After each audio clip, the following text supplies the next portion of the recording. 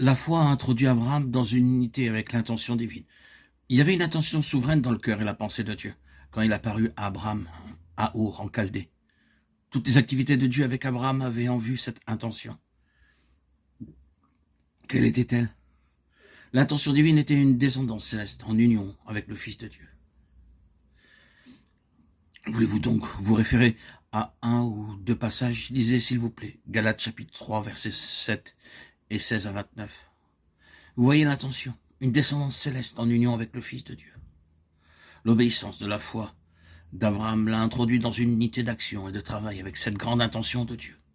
Je dis que Dieu est venu avec une intention et qu'il fit une déclaration, mais nous savons très bien que cela réclamait de la foi et une foi véritable, d'autant que cela demandait un mouvement important de la part d'Abraham, afin que l'intention de Dieu devienne une réalité par son moyen.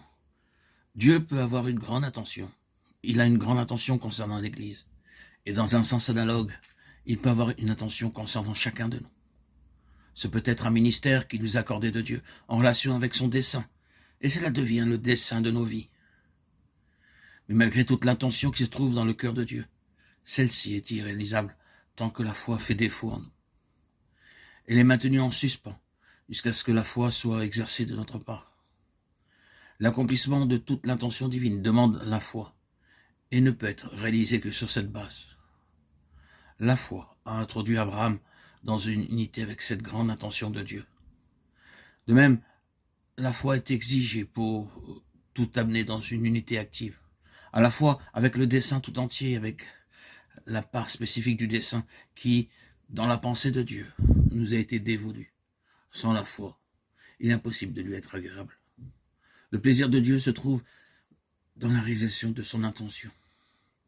La foi a introduit Abraham dans une unité avec la méthode que Dieu avait l'intention d'employer d'un bout à l'autre dans l'accomplissement de son intention. Quelle est la méthode de Dieu? C'est la séparation d'avec la terre et la nature et l'union avec le ciel. Galates 4, 25, 26, 6, 14, 15.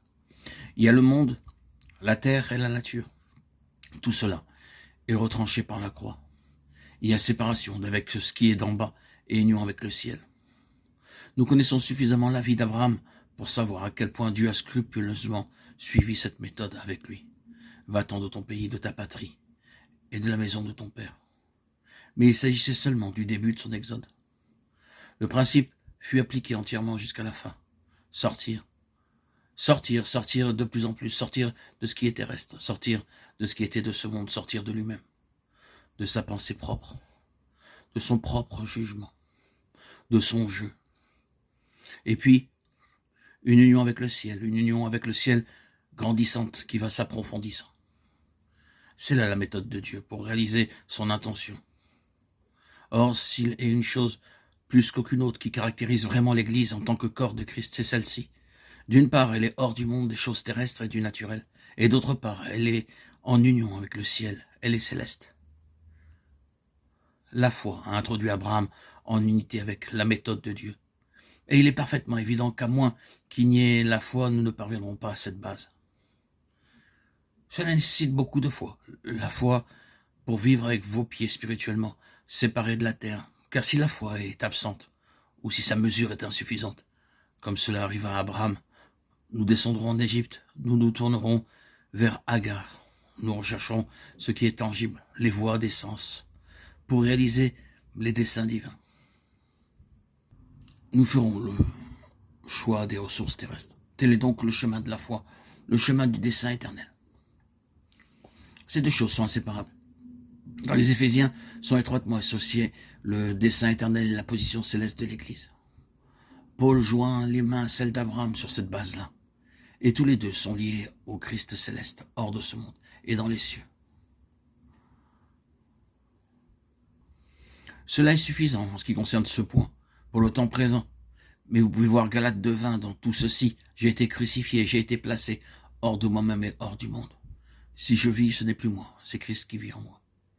Tout ce que je vis ici dans la chair, je le vis par la foi au Fils de Dieu. Ma vie est au ciel. Elle est hors de tout ce qui est ici.